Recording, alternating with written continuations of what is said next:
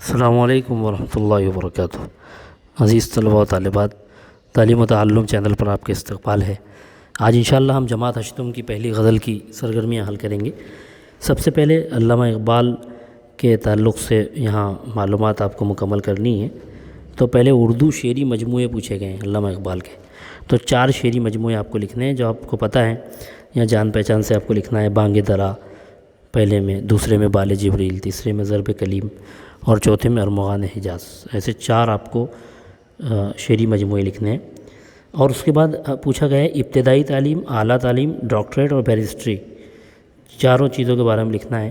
تو آپ کو لکھنا ہے کہ ابتدائی جو تعلیم ہوئی تھی، یعنی شروع میں جو تعلیم ہوئی تھی مشن اسکول سے ہوئی تھی، تو مشن اسکول ابتدائی تعلیم میں آ جائے گا۔ اس کے بعد جو ہے اعلیٰ تعلیم لاہور اور ولایت، تو اعلیٰ تعلیم میں آپ لاہور اور ولایت لکھیں گے۔ اس کے بعد ڈاکٹریٹ جرمنی سے، تو ڈاکٹریٹ کے سامنے جرمنی اور بیرسٹری کے سامنے لندن، تو اس طرح سے آپ کو یہ مکمل کرنا ہے۔ تو ابتدائی تعلیم آپ کو مشن اسکول، اعلیٰ تعلیم لاہور اور ولایت، اس کے علاوہ ڈاکٹریٹ میں آپ کو جرمنی اور بیرسٹری جو ہے لندن۔ فارسی تصانیف، یعنی ان کی جو فارسی کی کتابیں تھیں تو اس میں آپ کو یہاں لکھنا ہے۔ تو فارسی میں جو ان کی کتابیں ہیں جیسے جاوید نامہ، پیام مشرق، اسرار خودی اور رموز بے خودی، یہ چاروں کتابوں کے نام آپ کو فارسی تصانیف میں لکھنے ہیں۔ تو اس طرح سے یہ علامہ اقبال کے بارے میں پوری معلومات آپ کو لکھنی ہے۔ اس کے بعد جو غزل ہے اس سے متعلق سوالات دیے گئے ہیں۔ سب سے پہلا سوال دیا کہ شاعر نے کوہ و دمن کا نظارہ کس طرح بیان کیا ہے؟ تو شاعر نے کوہ و دمن کا نظارہ اس طرح بیان کیا، یعنی پہاڑی کا منظر اس طرح بیان کیا ہے کہ پہاڑ پر جو ہے پھول کھلے ہوئے ہیں، مختلف رنگ کے پھول کھلے ہوئے ہیں، اور وہاں کا منظر بڑا خوشنما معلوم ہو رہا ہے، اور پھول اس طرح سے کھلے ہوئے ہیں ایسا لگ رہا ہے کہ گویا پریاں جو ہیں مختلف لباس پہن کے وہ صحرا میں آ گئی ہیں، اور وہاں کے صبح کا منظر بھی بہت ہی نرالا ہے۔ تو آپ کو اس طرح سے کوہ و دمن کے تعلق سے لکھنا ہے پہلے سوال میں۔ شاعر کو مرغ چمن کب نغموں پہ اکسانے لگا؟ تو جب کوہ و دمن میں، جب پہاڑ میں یعنی لالے کے پھول جو ہے وہ لہلانے لگے، اور بہت زیادہ تعداد میں لالے کے پھول نظر آنے لگے، تو اس وقت جو ہے شاعر کو مرغ چمن نغموں پر اکسانے لگا۔ یعنی جس وقت بہار کا موسم آیا اور پہاڑوں میں پھول ہی پھول نظر آنے لگے، اور لالے کے پھول کا خاص طور سے ذکر کیا ہے، اس وقت شاعر کو مرغ چمن نغموں پر اکسانے لگا۔ تیسرا سوال پوچھا گیا پھول کی ڈالی پر شبنم کا موتی کس نے رکھا؟ پھول کی ڈالی پر شبنم کا موتی باد صبح نے رکھا، صبح کی ہوا نے رکھا۔ آخری شعر سے محاورہ تلاش کر کے لکھیے۔ آخری شعر جو ہے جس میں کہا گیا ہے کہ پانی پانی کر گئی مجھ کو قلندر کی یہ بات، تو جھکا جب غیر کے آگے نمن تیرا نہ تن، تو اس میں پانی پانی کرنا یہ محاورہ ہے، تو یہ محاورہ آپ کو لکھنا ہے۔ اس طرح سے یہاں پر اس کے بعد بول چال، تو بول چال میں ایک لفظ لکھنا ہے۔ چراغ لالہ سے روشن ہونے والے کون ہیں؟ چراغ لالہ سے روشن ہونے والے کوہ و دمن۔ نغموں پہ اکسانے والا کون ہے؟ مرغ چمن۔ اسی طرح شبنم کا موتی رکھنے والی باد صبح، اور موتی کو چمکانے والی سورج کی کرن۔ اور پیرہن کے رنگ کون کون سے تھے لباس کے؟ اگدا، پیلا اور نیلا، 3 آپ کو رنگ لکھنے ہیں، اگدا، پیلا، نیلا۔ اس کے بعد یہ شعر کی جو تشریح کرنی ہے، پانی پانی کر گئی مجھ کو قلندر کی یہ بات، تو جھکا جب غیر کے آگے نمن تیرا نہ تن۔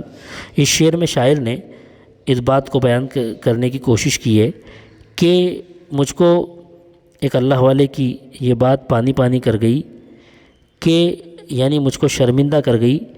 اس نے یہ بات کہی تھی مجھ سے کہ اگر تو غیر کے آگے جھکا، اگر تو نے کسی اللہ کے علاوہ کسی اور کی عبادت کی اور اس کی تعظیم کی، حد درجہ تعظیم کی، تو یہ بات سمجھ لینا چاہیے کہ نہ پھر دل تیرا رہے گا نہ جسم تیرا رہے گا، یعنی تیرے جسم کا اور تیرے دل کا کوئی فائدہ نہیں، وہ تجھ کو نجات نہیں دلا سکتے۔ اگر ایک قلندر نے، ایک اللہ والے نے شاعر کہتا ہے کہ اس کی بات نے مجھ کو شرمندہ کر دیا، اور اس نے یہ بات کہی تھی کہ اگر تو کسی غیر کے آگے جھکے گا، کسی غیر کی عبادت کرے گا، تو یہ بات سمجھ لے کہ نہ تیرا من رہے گا، نہ تیرا تن رہے گا، نہ تیرا دل رہے گا، اور نہ تیرا جسم رہے گا۔ یعنی مطلب یہ کہ یہ تجھ کو کوئی فائدہ نہیں پہنچا سکتے، اور تیری زندگی کا پھر کوئی مقصد ہی نہیں۔ اسی طرح من کی دنیا اور تن کی دنیا کا فرق واضح کیجیے۔ تو من کی دنیا جو ہوتی ہے وہ اس میں عشق و مستی، جذب و شوق ہوتا ہے، اس میں عشق و محبت کا معاملہ ہوتا ہے، اللہ سے تعلق ہوتا ہے، اور بہت ساری صفات ہوتی ہیں۔ یعنی دل سے جب انسان کوئی کام کرتا ہے، خلوص نیت سے کام کرتا ہے، تو یہ دل کی دنیا ہے کہ جس میں کوئی کام انسان دل سے کرتا ہے، اور اس میں تمام خصوصیات اور خوبیاں ہوتی ہیں۔ پھر عشق و محبت کی دنیا بھی دل کی دنیا ہے، اور اس میں سوز و مستی اور جذب و شوق بھی ہوتا ہے۔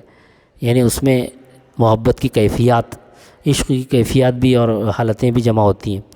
اس کے مقابلے میں جو تن کی دنیا ہوتی ہے، جسم کی دنیا ہوتی ہے، وہ صرف لذت حاصل کرنا چاہتی ہے، صرف عیش کرنا چاہتی ہے، چاہے اس کے لیے دوسروں کو نقصان کیوں نہ پہنچانا پڑے، چاہے دوسروں کے حقوق کیوں نہ مارنے پڑیں، وہ اس سے بھی وہ اس میں بھی کوئی کوتاہی نہیں کرتی تن کی دنیا۔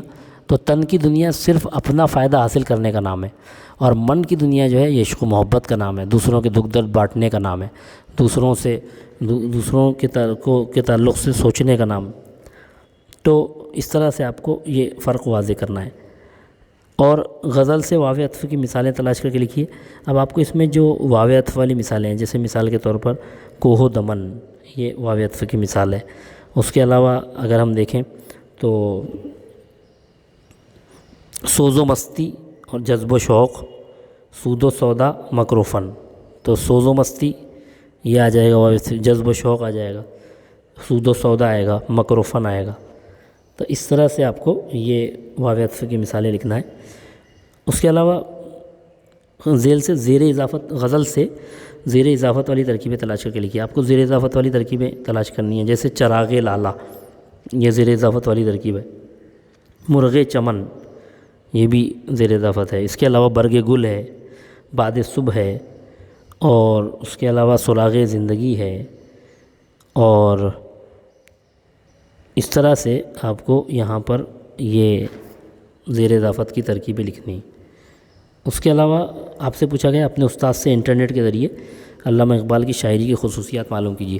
جب آپ انٹرنیٹ پر علامہ اقبال کی شاعری کی خصوصیات جب آپ لکھیں گے اردو میں، تو آپ کو انگلش میں بھی آپ لکھیں تو آئے گا، تو اردو میں بھی آپ لکھیں تو آپ کو یہ خصوصیات والے بہت سارے مضامین ملیں گے، آپ اس میں سے بہت سی خصوصیات لکھ سکتے ہیں۔